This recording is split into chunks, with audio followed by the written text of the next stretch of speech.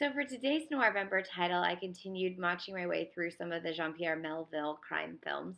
This one was Le Cercle Rouge. It starts with a fake epitaph, much like Le Samurai, where Melville made something up.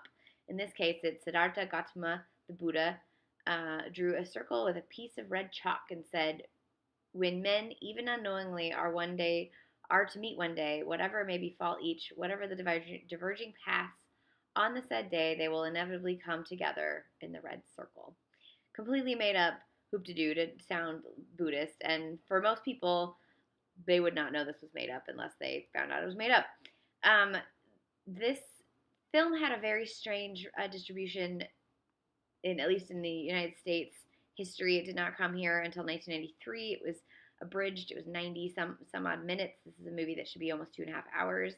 It was brought to the United States by Jean Woo, who was a fan of it, and eventually Criterion released this 2.5 hour correct version of the film, closer to what it was when it was first premiered in France, where it was the number 5 most popular film of the year.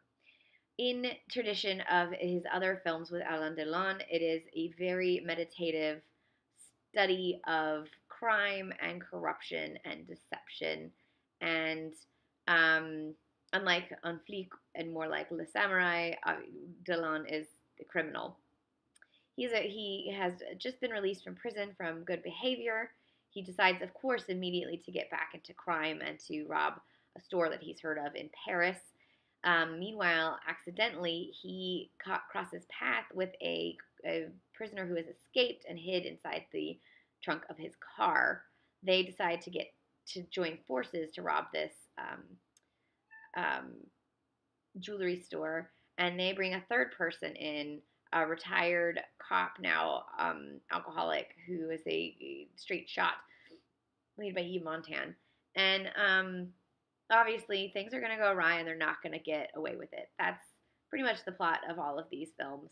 But it is much like Le Deuxième Souffle, which I watched the other day. It is very much deliberate, like every step of the way is transcribed into cinema for you to watch as they plot this robbery. You hear their internal criminal code of honor, but you realize that no one has a code of honor. I think in all of Melville's films, whether you're on the right side or the wrong side of the law, there is no such thing as honor, even if you think there is.